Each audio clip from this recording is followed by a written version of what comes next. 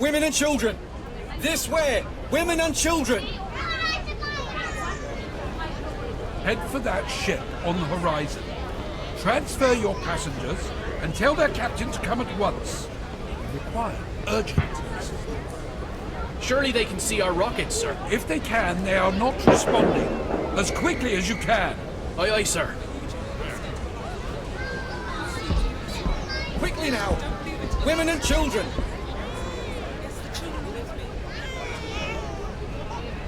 Quickly! The boats are leaving! Daddy, where are we going? Shh, love, we're going on a little adventure. We'll be back soon. Over here. Let's try this one. I'm afraid it's women and children only, sir. Please, sir, can't you see my wife needs help with the children? Sorry, sir. Captain's orders. What's the meaning of this? Is this a drill? Only a precaution, sir. Everyone will be back aboard in good time. John, I can't manage without you. I need you. We'll just have to for now. But Don't worry, Marie. I'll get on another boat. You go ahead with the children. Daddy, I don't want to go without you.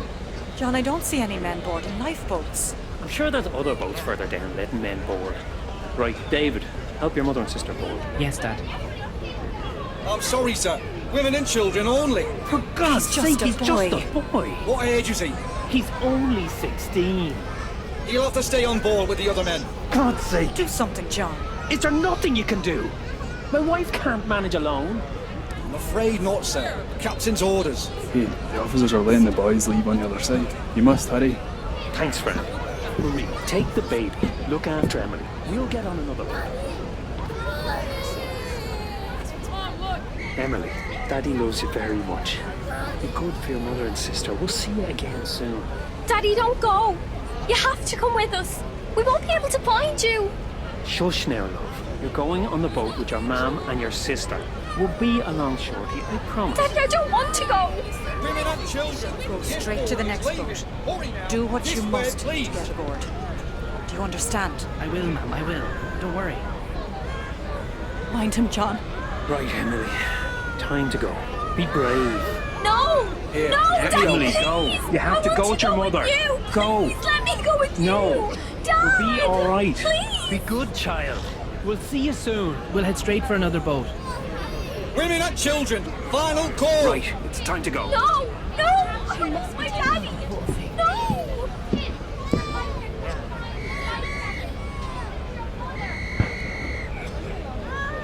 Ready the ropes. Bye. Bye, Emily. Bye, Marie. Row it away. Daddy. There, sweetheart. They'll be fine. Thank you. My daughter was the same growing up. Father's favorite. Do you believe there's any real danger? Oh no, dear. I saw men locking the watertight doors as I left my cabin. I'm sure we will be back on board soon. Hey! How do we get to the lifeboats? We can't get up on the deck! Oh dear. Do the steerage have their own boats? I don't know. There should be boats in the third-class decks, but I haven't seen any. Surely there must be extra boats kept elsewhere. Otherwise, how can all the passengers leave the ship? How's your ankle, Helen? You took quite a tumble boarding the boat. Swollen. I think it may be broken. Oh dear. When we get back on board, Dr. Locken can look over it. At least this could make an interesting story for your next novel. Yes, well, perhaps this type of adventure novel would best suit Colonel Gracie. Oh, I do hope Father is safe. Surely he'd be safer on board the Titanic than here in this boat. Yes, well, this is not quite the ending to our adventure that I was expecting. Do you remember Father's face when we arrived? Steady forward and lower away astern. Steady forward. Lower together, men. Hold off! I can't manage this boat with only one seaman. Are there any sailors aboard? Present yourselves. This boat needs another hand. I am a yachtsman, sir. I can row. If you're seaman enough to get onto that boat, you can go.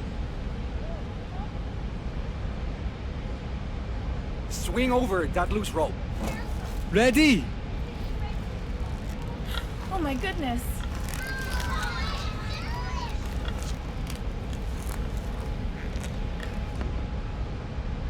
There, by the oarlock. Thank you. Ready! Lower away! Lower together. It's so dreadfully cold tonight. Almost there, Mother. How long must we sit in these boats? Till morning. Be glad you're in here and not up there. I wasn't a pleasant man. Mass was lovely this morning. How nice the captain attended. Yes, this is his last journey commanding a ship. Such a beautiful ship to retire with.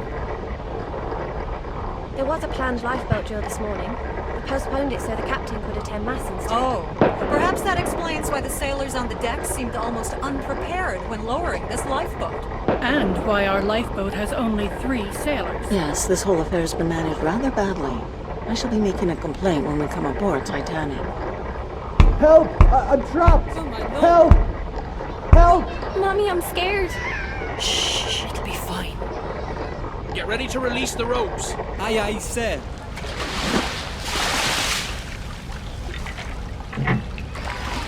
There's water coming in. Get that plug in. The boat will founder.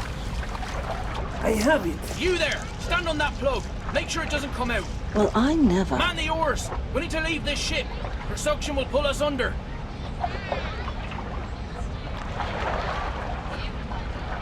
Pull! Hurry, damn you! Where are we heading? Towards the lights on the horizon, just off the port bow. Pull! Put your backs into it! We can help row. No! The men will row. I can steer the rudder, so you can row. No, you will not. Sit down. Look, child. Look what I have here. He's friendly. He won't bite. Would you like to hold him? He's so soft. Can you look after him for me? While we're on this boat? Yes, Mum. I should have stayed on deck with Quig. No, it was good of you to join us in the boat. Quig wouldn't have allowed you to stay on deck. I'm sure we will be back on deck shortly. Never mind that sailor. And what if there is real danger? There can't be. The captain said so himself. This is just a precaution. This fog on the horizon and no moonlight. Yes, it's hard to see anything tonight. I doubt the other ship will even see us approach. Ma'am, can you hold this, please? Ah, much better. Thank you. Let's hope they see us. It looks like some boats don't have their lanterns lit. And all the stars. The sky is beautiful tonight. Look at them all around. Are there any supplies in this boat? There's nothing. No water, no bread, no compass. Any blankets? I don't see any. There are a few here. Yes, some here too. Stowaway! Oh, officer! Officer, look! Sorry. So sorry. I can't swim. Coward! Get over there and start rowing. I can't. I broke my arm. That's why I can't swim. Please, sir. Please stay. I'm begging you. I don't stand a chance up there. Sit down then. You're lucky I haven't thrown you overboard. Here you are. Thank you. Here you are, madame. Thank you, Beth. Thank you. It must be below freezing. Thanks. Best we keep that baby warm. Thank you. Are you warm enough, Emily? Yes, Mum. Such a precious child. They are always so beautiful at that age. Do you have children yourself? Yes, my daughter is at our home in New York. I wonder if the others made it to the boats. I hope they did. The boats must be all in the water by now. Do you have family on board? No. Our colleagues in the a la carte restaurant. We were allowed to go up to the boats, but the men are being held in the second-class dining hall. Oh, that's dreadful. Why aren't they allowed up to the boats? They have to wait until all the passengers have left the ship. I did see Mr. Morget on deck, and the head chef. So they might have been let up early. Oh, I hope so. The ship is listing quite badly now. The lights don't seem to be getting closer. Perhaps they're just reflections on the water. No, they're definitely lights from another ship. We were signaling them earlier. They look like stars to me. Keep rowing towards the lights. Captain's orders. You should assist us rowing. Allow one of the women to steer the boat. It's a perfectly calm night. You row, sir. I will remain in command of this boat. The women should be allowed to row. No! Rowing will keep us warm and we'll reach that ship in half the time. I agree. The movement will warm us. I am in charge of this boat. The women are not to row. Oh my. Look at the angle of our ship. But it's unsinkable. Surely? She'll sink. But the watertight doors should keep her afloat. We only glanced the iceberg. Surely she isn't that damaged? She'll founder. It's just a matter of time. What about those knotty lifeboats?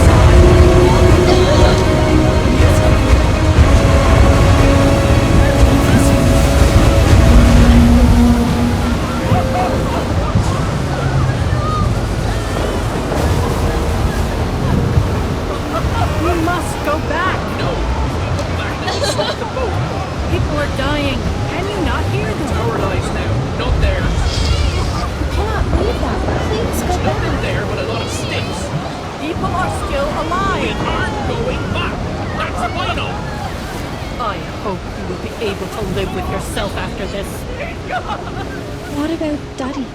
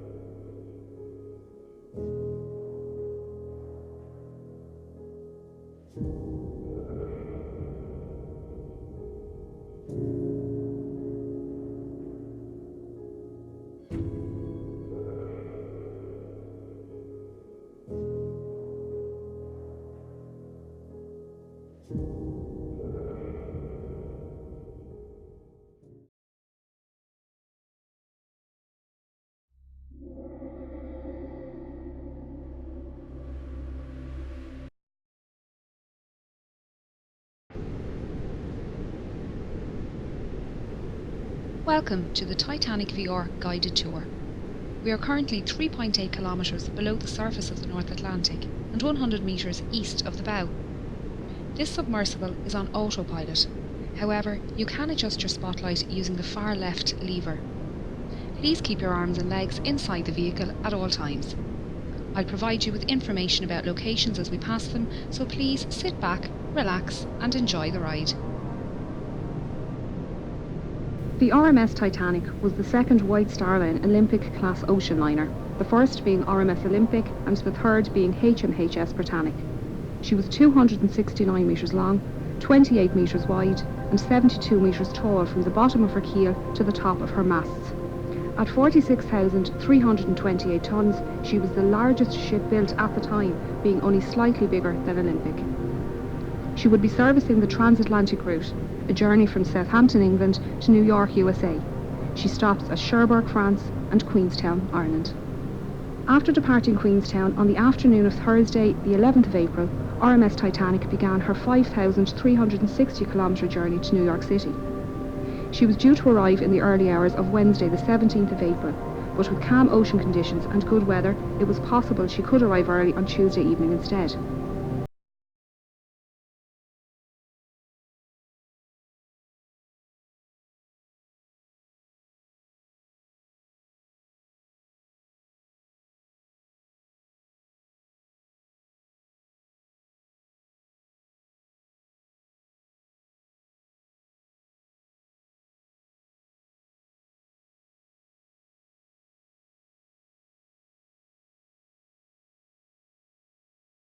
The night of the 14th of April was moonless, and a light fog was developing on the horizon. Titanic's captain, Edward Smith, had received a number of ice warnings during the day, and had changed their course so they were further south to avoid the affected areas. The captain retired to bed, and First Officer William Murdoch took charge of the bridge as officer of the watch. Titanic steamed ahead until 11:40 p.m, when the lookouts Frederick Fleet and Reginald Lee spotted an iceberg directly ahead. Fleet rang the warning bell 3 times to indicate an obstacle ahead and phoned the bridge. Murdoch gave the order, hard a starboard, and the ship turned to port, but it was too late. Titanic struck the iceberg on her starboard side. The impact buckled hull plates and sheared rivets, revealing her first 6 compartments to the ocean. As the iceberg slid down the side of the ship, Murdoch ordered a hard a port, swinging the Titanic's stern out of the path of the iceberg. He also closed the watertight doors, isolating the flooding to those damaged compartments. The forward 3 hatches, along with the peak tank and boiler rooms 5 and 6, were breached. After the collision, RMS Titanic stopped and almost immediately took a starboard list. The captain organised a group to inspect the damage and ordered the carpenter John Maxwell to sound the ship. Chief designer Thomas Andrews knew the volume of each breached compartment and calculated that the initial flooding rate was around 15,000 tonnes within the first 40 minutes. With this information, he estimated Titanic would sink within 90 minutes. He then informed the captain, who then ordered the officers to begin preparing the lifeboats.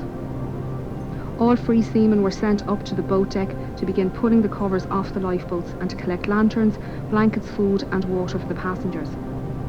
Passengers were woken by their stewards and told to put on their life belts and head up to the boat deck.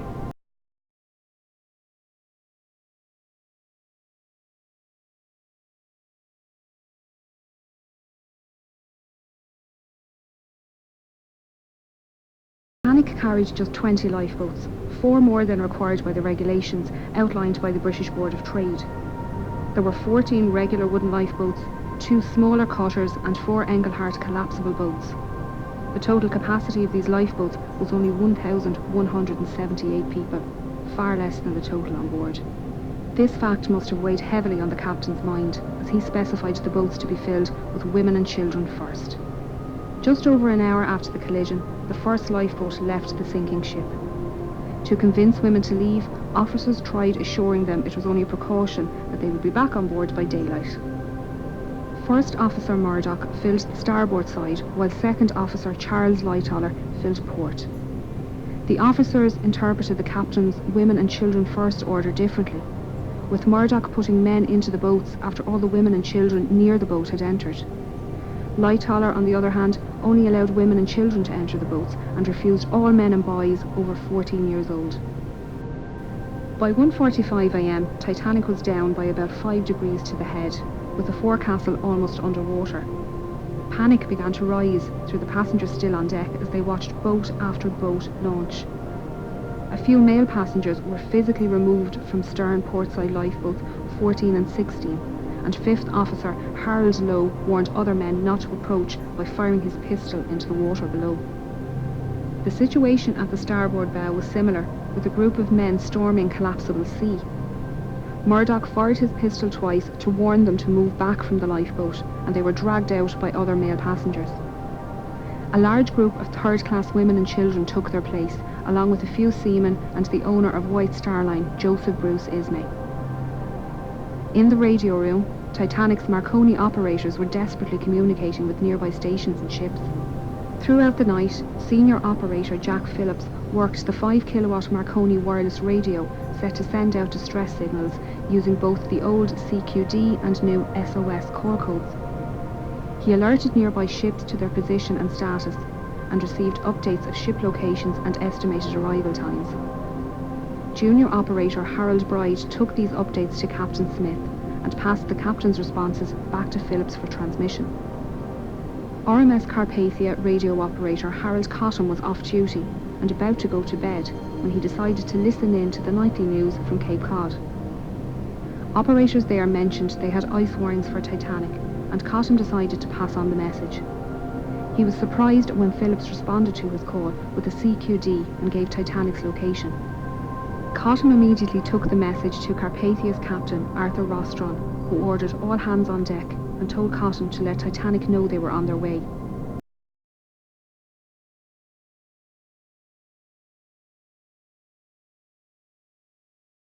As the water reached the boat deck, the operators left their station, with Bride heading towards the port bow and Phillips to the starboard stern. Murdoch and 6th Officer James Moody were standing on the starboard side, loading collapsible A into the davits. Lightoller was on the officers' quarters rooftop, removing collapsible B, when the bridge suddenly ducked under the surface. Waves washed over the decks, carrying people and the collapsible lifeboats into the ocean.